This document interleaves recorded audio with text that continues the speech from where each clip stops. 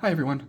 This is a quickish get to the point video. I couldn't find any direct comparisons between the Zoyi ST-MD1 and the FNIRSI LCR-ST1 on YouTube.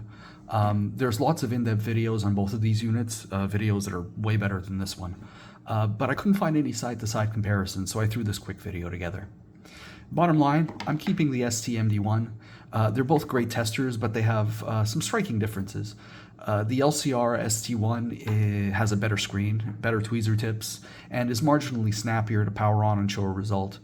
However, the battery life is much better on the MD1. It feels way more compact and durable due to the size of the case and the button layout. Instead of the jog wheel on the ST1 feels like, you know, it could be a point of failure. The MD1 also has a huge advantage for about 10% of us. There's an option in the settings for a left-handed mode. The MD1 and ST1 mostly agreed on everything I measured, with the exception of diode measurement, where nobody seems to agree on anything. In this case, both are great compact testers for doing preliminary checks to hunt stuff down. The MD1's battery life in left-handed mode and feel are what made it for me in the end. I preferred the unit for its compactness, despite having a few other flaws that the LCR-ST1 excels in. And that's kind of the point. If you're still interested, you can watch on as I get into the littler points. But if not, this is the summary, and I hope you enjoyed it. So, quick unbox, and to begin with, I'll apologize for my terrible camera setup. One day I'll get this right. And also, I bought these with my own money. I haven't received anything from FNIRSI or Zoyi to do this review. I'm gonna keep one of these, and the other one's going to a friend. I'm gonna keep one of these. It's gonna be the Zoyi. So this is what you get in the email. This is the FNIRSI and this is the Zoyi, and we'll do a quick unbox of each. Let's start with the FNIRSI. So opening up the box. Oops, there we go. Opening up the box. The FNIRSI comes with a really nice case for the tester. You open it up and you get some documentation.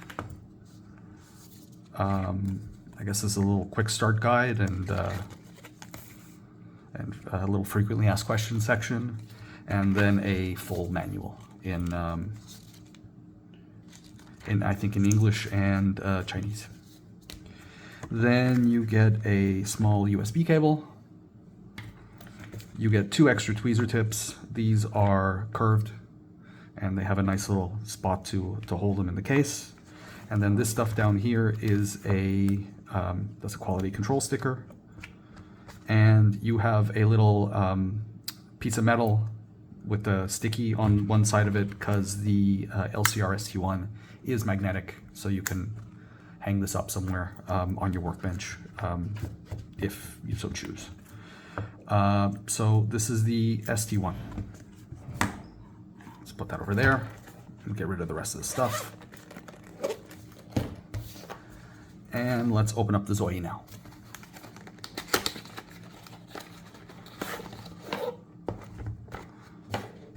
The Zoyi case isn't as nice. It's functional. It's great. It's not the same quality of the other one. And you also get an extra set of tweezers. You get a piece of paper with some documentation on the tester. You get a much nicer USB cable. These are both USB-C. And then the tester itself inside of the case. Put those over there. Line these up, and then we'll do some comparisons now. All right, so let's start these up, and I will try to start them up at the same time. Here's the Zoyi and the LCR. And you can tell the Zoyi takes a little longer to start up. It's not a big deal, but the ST1 is faster to boot and faster to take a measurement. Although with that, it does tend to jump around a little bit more than the Zoyi. The Zoyi tends to lock onto a measurement and stay there. the ST1 will lock onto a measurement, but it will tend to wander a little bit. The measurement speed will on the ST1 at least will also vary with the frequency it's set at. It'll be fastest at 1 kilohertz, and it'll be slowest at 100 kilohertz. The MD1 feels more stable in this regard. It is slightly slower to measure, but it takes the same time to measure at all frequencies, and tends to jump around a little less, so it winds up feeling a little more stable, and I like that. Another thing to compare is the tweezer tips. You'll notice that the LCR-ST1, the tweezer tips, are much longer and they are much sharper. They're also grooved, so they have little indents, which makes it easier to grab onto stuff. The tweezers on the Zoyi are completely smooth, and it is not uncommon to just launch a component across the room because they will just slip and go flying. In the extra set of tweezers that come with the Zoyi, I actually took a Dremel to them and made some grooves on them to make them a little easier to handle things. So this is a worthwhile little mod if you're going to buy the MD1. And if Zoyi is listening, they can make this tester a million times more useful with very little investment just by including longer groove tips. And it's an interesting thing because if you look at the amount of metal in the tips, I don't know if you can see this well on camera, the metal of the tips is pretty much the same size. It's just that the ST1 sets the tips further forward from where the plastic ends. They kind of continue on further than on the Zoyi. So the tips are basically the same size, but the way they're positioned makes it seem like the ST1 has a lot more range. So onto the screen differences. As I mentioned, the screen on the ST1 is much better. It's way brighter. You have to actually turn the screen down on the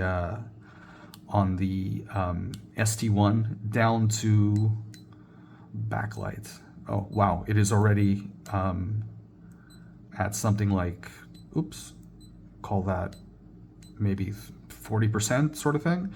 If I crank it up to max, it's very slow to do that, but I hope it's coming across on the phone, but it's really very bright.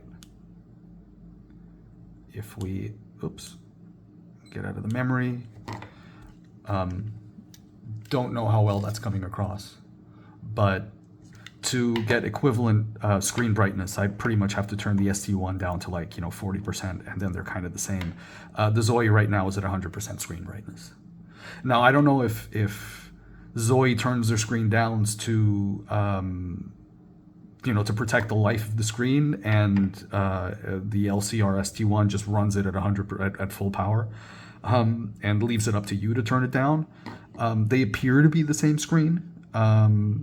They're the same size. They look to be the same resolution. Just one is much brighter than the other. It doesn't really make that much of a difference to me, but something to note in case that sort of thing matters to you. The flip side of that is that the battery life on the MD1 is much better. It's not surprising, given the battery on the MD1 is 500 mAh, while the ST1 is carrying a 250 mAh battery, and on top of it is saddled with a much brighter screen. But even with the brightness turned down on the ST1, the battery life award still goes to the MD1, and by a pretty wide margin. The battery in the Zoyi really lasts a long time. As for measurements, I don't use auto mode for any of the measurements. I set the tester to what the component is being tested. I set it to R for resistors, C for capacitors manually. Auto on both of these units is frankly pretty bad. It's better just to set the tweezer, the meter to what you want to measure. And as per the guides, the frequency was set to 1 kilohertz for resistor measurements and 100 kilohertz for the capacitors. I tested some small capacitors. I tested everything out of circuit since I'm just trying to understand the differences between the units versus if something is bad or not. So I just wanted to compare what they read. So I'm doing this out of circuit for those reasons. And for measuring resistors, I'm not even going to bore you with the values. All of these units plus my my multimeter, it's a Unity UT61E. They all agreed. I tested 100 ohm, 1 kilo ohm, and 1 mega ohm resistors. They were the same on all three devices. I even threw this this power capacitor and this weird big ceramic resistor and this big weird ceramic resistor at them, and the multimeter and both units agree that these were 68 ohm. There was really no difference between any of them. As for capacitors, things started to diverge a little bit here. I tested a few different sizes and capacitances. The multimeter tended to disagree a little bit with the bridge testers, but on the other hand, the bridge testers tended to agree amongst themselves. So I guess it's kind of a 2-to-1 thing. The multimeter tended to be somewhere in the middle of the, somewhere higher of capacitance readings versus what the bridge testers reported. So there were a few differences there, but overall it was pretty accurate, and I don't really have anything to complain about there. The measurement of diodes is where it got kind of weird. So I have a bigger power diode here, and then all the way down to a small glass diode, and they all measured voltage drops correctly. However, the MD1 always returned the lowest voltage in the voltage drop, usually in the 0.5 volt range, and the ST1 always returned the highest at around 0.6 to 0.7 volts. The multimeter wandered somewhere between these values. So I don't really understand what's going on here, why the voltage drop should be different between devices. Then again, I'm a noob hobbyist, and nobody should really be taking my advice on any of this stuff. And honestly, if somebody asks me what the voltage drop is and I have these 3 devices to go on, I'll just say yes.